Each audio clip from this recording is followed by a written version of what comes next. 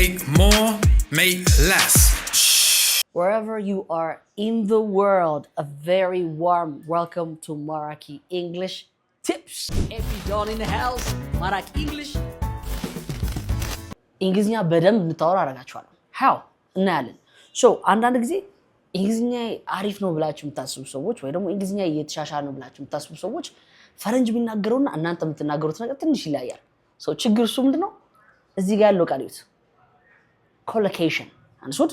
so collection ሚል ከሱ ጋር ትንሽ እንዳይጋጭባችሁ collection ማለት ከዚህ የተቀላቀለ ወይ ደግሞ ቅልቅል ማለት ነው። now collocation ደግሞ collocate ሚል ቃል አለ። so collocate ማለት አንድ ነገር በትክክል ማለት በትክክል arrange የተደረገ ማለት ነው። so በእንግሊዝኛ ደግሞ collocation ይባላል። ለምሳሌ ቡና ምን ይደረጋል? ይፈላል። ቡና ማፍላት ስትሉ ነው አንሶት። ነገር ግን ቡና መስራት ስትሉ ግን ትንሽ confusing ነው ማለት ነው። ሌላ አልጋ መስራት ነው፣ አልጋ ማንጠፍ ነው ወይስ አልጋ ማስተካከል ነው? so right one ስትሉ አልጋውን እንደዚህ አድርገው ስትሉ አንጥፈው ነው የምትሉት አንሶት። so we say አልጋ ማንጠፍ።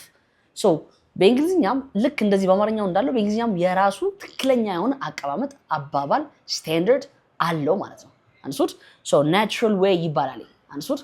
so እንግሊዝኛ ስታወሩ ለምንድን ነው እንግሊዝኛ አሪፍ ያልሆነው ብላችሁ ተጠቀሙ። እነዚህ ቃላቶች ላክ ስለምታረጉ ነው። ቀጥታ ከአማርኛ ወደ እንግሊዝኛ ስለምትጠቀሙ ነው። ዛሬ ማሳያችሁ ስህተት መስራት። ከዚህ ጀምሮ ስህተት መስራት፣ ቀጠሮ መያዝ፣ ስልክ መደወል፣ ቃል መግባት፣ ጥረት ማድረግ፣ last but not least ውሳኔ መወሰን። እነዚህ ቃላት በጣም ብዙ ይመስላሉ። so አንድ ቃል እሱን ከያዛችሁ በኋላ እየጨመራችሁ ማውራት። ይሄኛው የእንግሊዝኛ ሾርትከት ይባላል አንሶት። so fluent ለመሆን ከፈለጋችሁ እነዚህ ቃላትን መጠቀም አለባችሁ። የዛሬ ማጂክ ቃላችን it's make። እስኪ በሉት make። እስኪ በሉት very good. so make ሚል ቃል ከብዙ ቃላቶች ጋር ይሄዳሉ እንዳልኳችሁ። okay so let's start። የመጀመሪያው ስህተት ምን ይባላል? ስህተት mistake።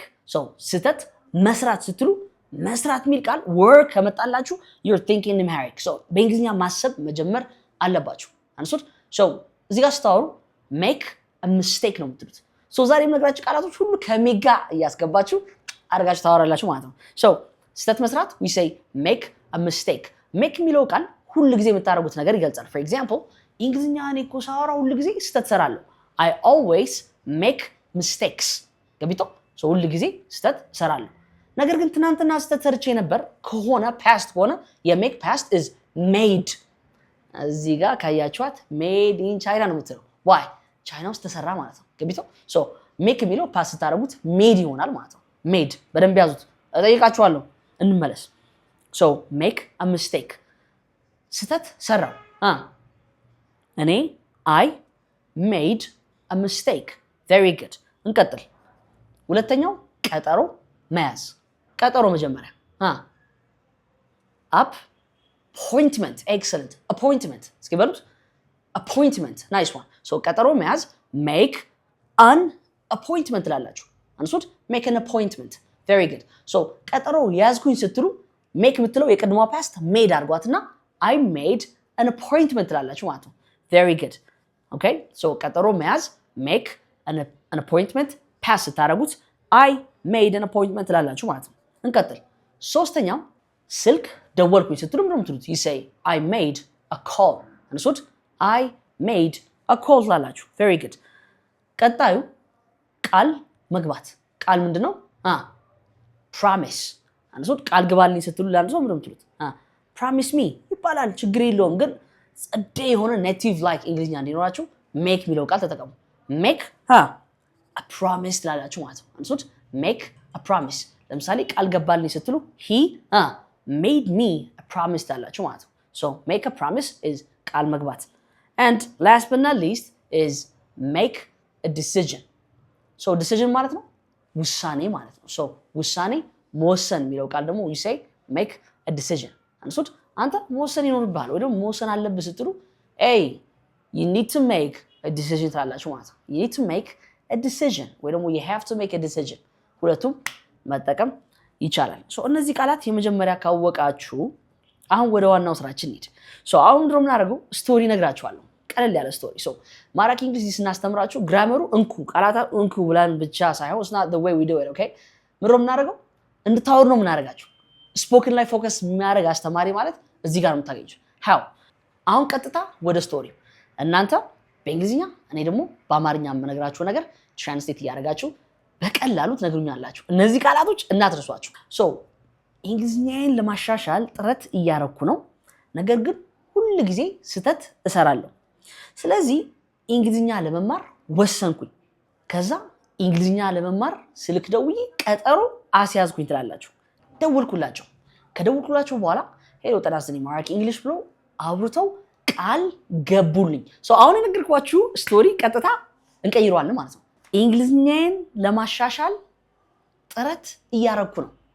1 2 3 Very good. So I am making an effort to improve my English. So make የሚለው ing ስታደርጉት እንደዚህ እያረኩ ነው ለማለትም ይጠቅማቸዋል ማለት ነው። Okay, so I'm making an effort to improve my English ታላችሁ። እንቀጥል። ነገር ግን ሁል ጊዜ ስህተት እሰራለሁ። Very good. But እዚህ ጋር አሁን አገጣጥሙት። አሁን ችግሩ ምንድነው? በት የሚለው ቃል ያው አፍራሽ ይሆናል ማለት ነው። እነዚህ ቃላቶች የምትረሱ ከሆነ ደግሞ የእንግሊዝኛችሁ አንሱት።